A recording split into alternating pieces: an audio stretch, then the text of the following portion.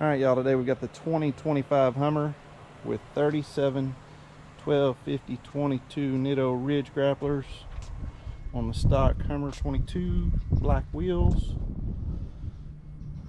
This is an HEV, so it is an electric vehicle, and this video today is going to kind of be about the charging it. Of course, I have solar here at my house. I'll show you all my system in just a second. So I've got free power, but even if I didn't have free power at 9 cents a kilowatt, you're talking under 20 bucks to charge this thing to go 300 miles. So it's not too bad, and it's always topped off because my wife can pull it in. She plugs it in every morning. She gets in it to a full vehicle, and that makes her happy that she doesn't have to get gas, worry about getting gas, because that Jeep she had a little bitty fuel tank and a lot of motor, and she was having to fill that thing up every other day. So anyway, we just thought we'd try one of these and see how they are.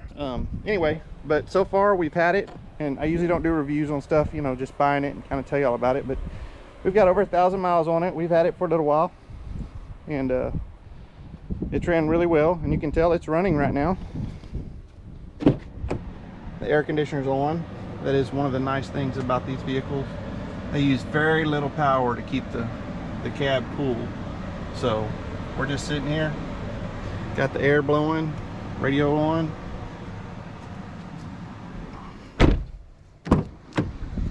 This is the back seat.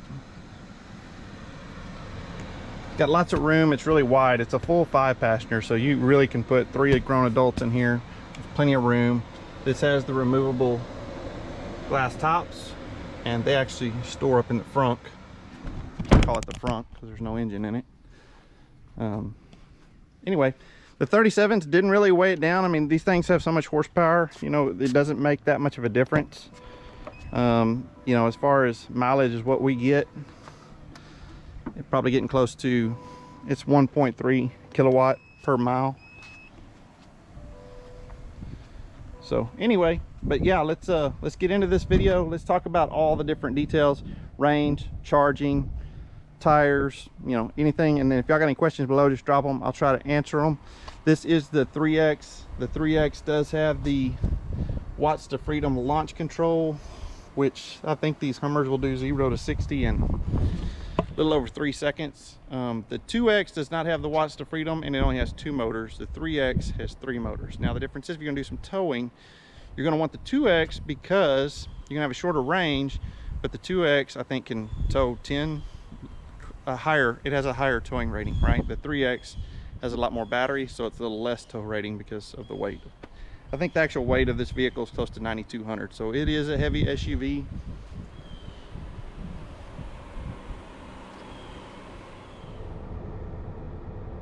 All right, so we're gonna start the day. We got a few errands to run in town, and then we're gonna come back and we'll plug this thing in. We'll show y'all what it takes to top it off. But you can see I'm at 1,081 miles on it.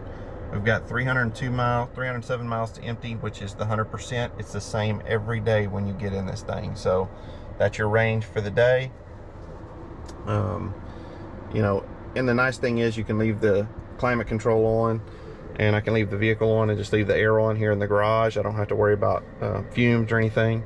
So it'll be nice and cool when we get in it.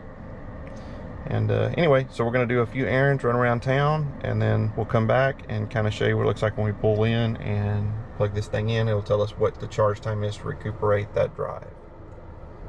All right, so we're rolling down the highway. We've ran a few errands this morning, and still got 267 miles of range. It's probably about a 20-mile trip for us to town and back. So anyway, we're gonna go home. We'll plug this thing into the charger, and we'll show you how it'll tell you exactly how long it would take to top it back off. Okay, so we just made it home. Let me open and shut this door real quick. I'll give you a reset number. So you can see we've got 81% charge, and we've got 252 miles till empty, and we've got 1,125 miles on the vehicle. Okay, so what we're gonna do is we're gonna plug it in real quick. And we've got good sun today, so all of this power is free.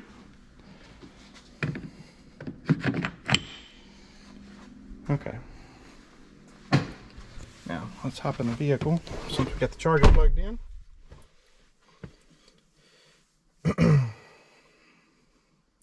So it is 11:30, according to my watch. and you can see that it's moving up. We're probably gonna move up to 18 miles an hour charge, but it tells you immediately right there at 3 o'clock. So what's that, 3.5 hours, this vehicle will be fully charged and top back off. So for a whole morning of driving 50 miles, see if this will come back on real quick.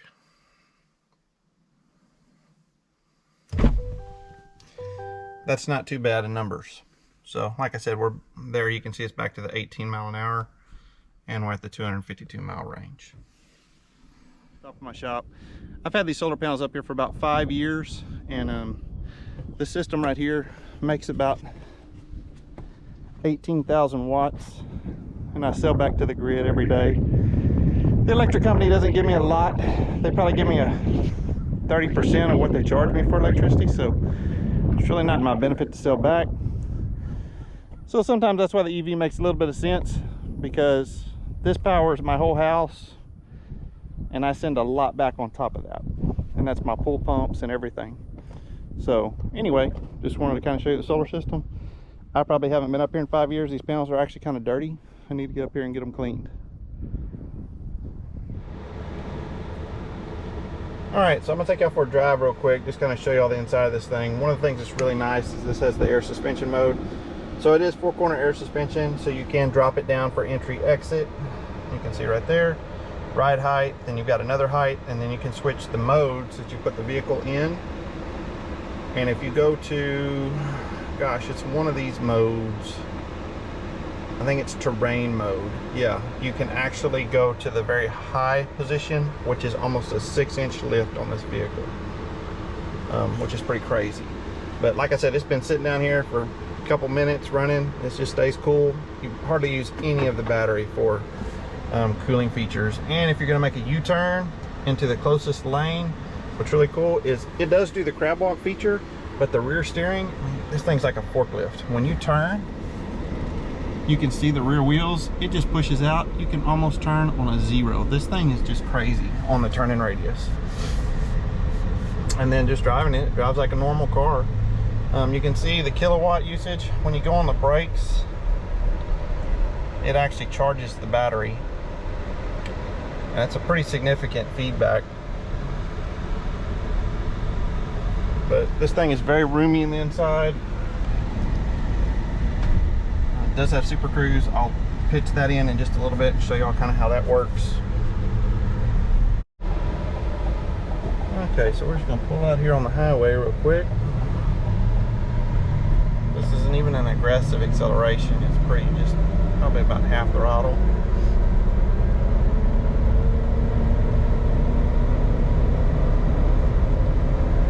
Then we can set the cruise at 77. We'll turn Super Cruise on.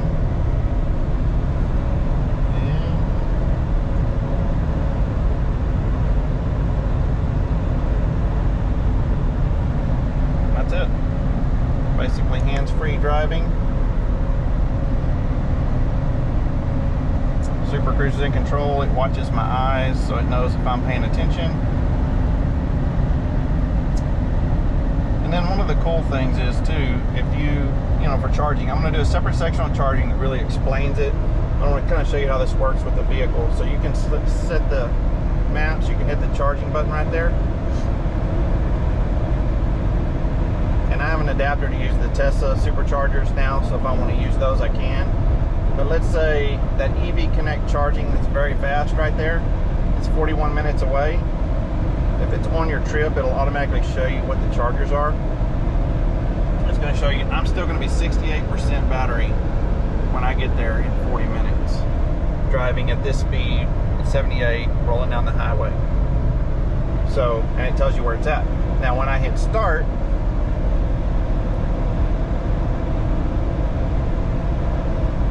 see it's loading.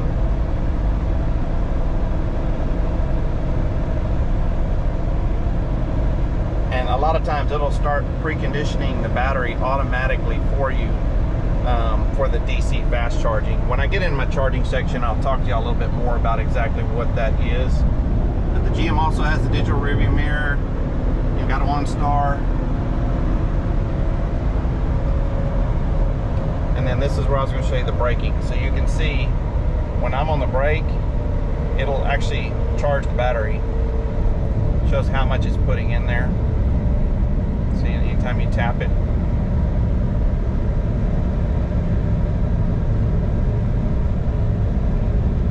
So with the fast charging on these, and as big as the battery is, and being able to top this thing off, I mean, I just really don't have any range anxiety at all.